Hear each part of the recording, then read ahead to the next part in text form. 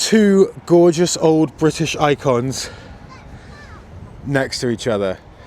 Both companies gone, but both with a great heritage. This is a 2004 Rover Streetwise. That's already quite a rare car, but this one is even rarer because it is fitted with a fully functional defibrillator. That's right, if someone has a cardiac arrest, a medical emergency, this car features a functioning defibrillator to help them.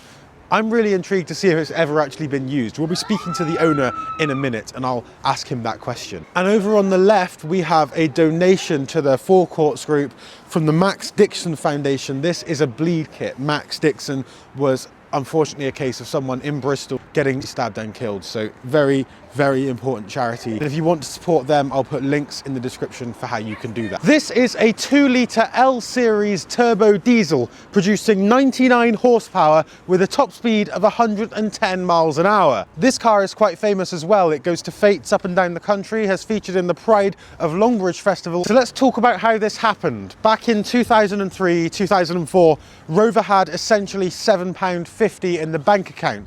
They needed a new car, so instead of building something from scratch, they took the 25, lifted it up by 33 millimeters and put these new, more hardy bumpers on it. Roof rails that can hold up to 65 kilograms, as well as new 16-inch wheels and a very trendy name. Rover was trying to ditch the old man persona that they had previously embodied, and the Streetwise was born. These bumpers and all the trims were designed by a man named Peter Stevens. If that name doesn't ring a bell, perhaps this will. McLaren F1. This is an aftermarket spoiler from the MG ZR. Wouldn't have known it necessarily though, because it really does look quite at home here. The car looks rugged and tough, like a rugby player.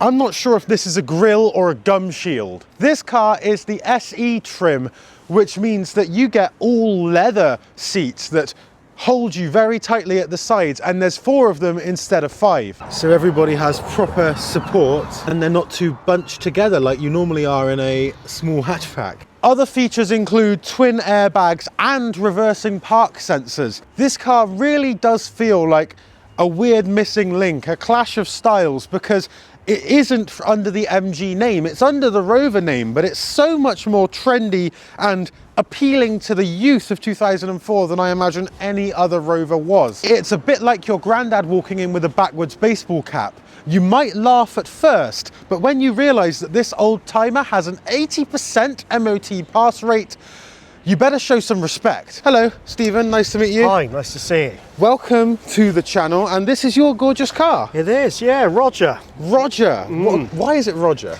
Well, believe it or not, we bought him on the day that the singer Roger Whittaker died, so we went for Roger.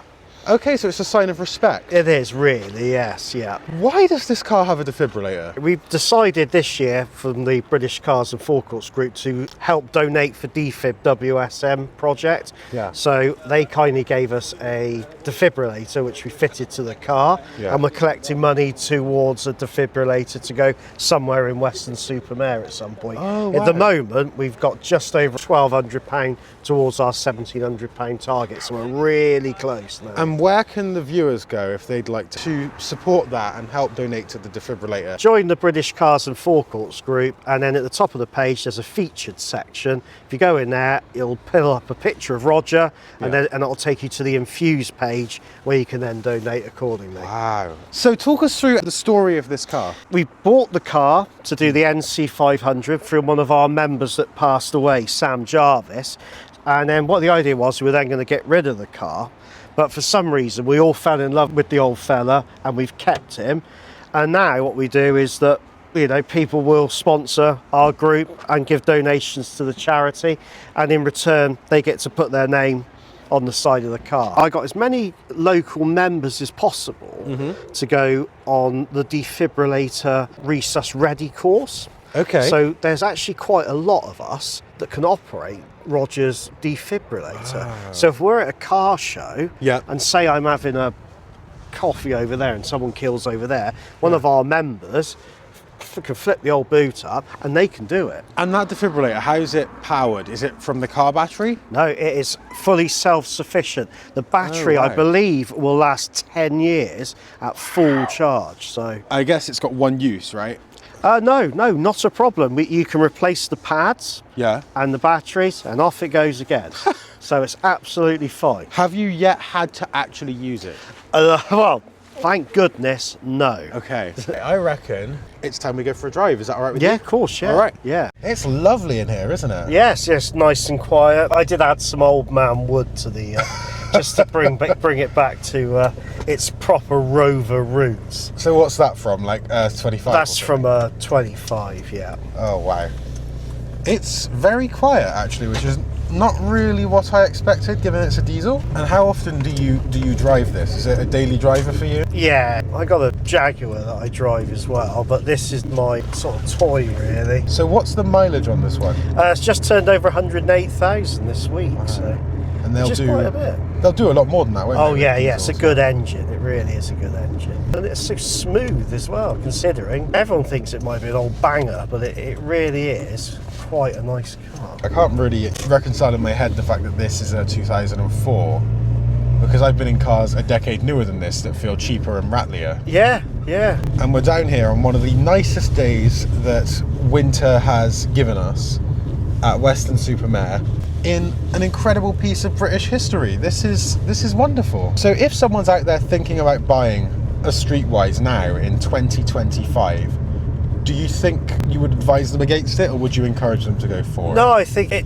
now looks on trend with all the SUVs that are around now. It actually looks in keeping with modern cars. Yeah. But in its day, there was nothing like this. Afterwards, you had the Polo Dune, the C3 XTR. They all came out around the same time. But this, I think, was the pioneer, the first of these sort of small urban on-roaders, as they call them. And I think it's brilliant. And the way that they've sort of given it this sort of chunky dashboard and bits of faux aluminium around. And I still think it's a nice place to be. And what's it been like to maintain? Has it given you problems? No, not really, no. We've had one water leak from a rear lamp, so I put a new rear lamp in it. It's had the cam belts done, it's had an alternator, battery, just the usual sort of run-of-the-mill stuff that you would get with an old car. Yeah. It's not been unreliable at all.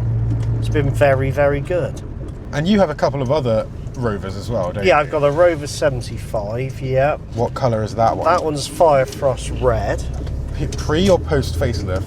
It's a facelift one. Oh, lovely. We've also got Roger's brother Alan, which is a Nightfire Red Rover 25 1.4 IS, which hopefully we'll be getting a defibrillator, etc. for that as well, which means that we can attend different events at different times with two cars. Perhaps this could be the start of a fleet, you just don't know. Yeah. A fleet of old Rovers with defibrillators. Yes. Who'd have thought that? It's a strange but wonderful combination. It is, isn't it? It's brilliant. A diesel one of these is rare enough, but with a defibrillator and a bleed kit and everything this has, with the story and the history, this is one of the most poignant cars I've ever featured on the channel. And if you enjoyed watching, please consider subscribing. If you or someone that you know has a very interesting car that has a nice story and you'd like to see it on the channel, get in touch, because I'd absolutely love to come out and feature it. And if you do have any spare cash, there's some brilliant charities mentioned in this video which I'd be very grateful if you could donate to.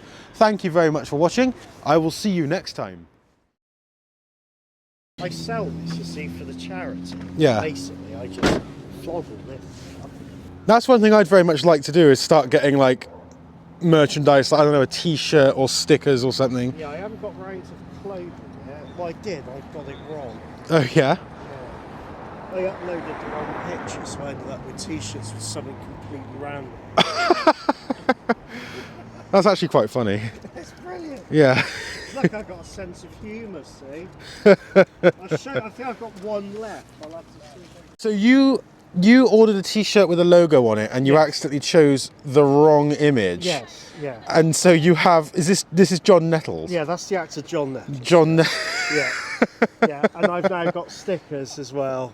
of John Nettles, even on the back of my air fresheners. You've got John Nettles. John Nettles. So he's almost now become, I would say, a group icon. Oh, that's so funny.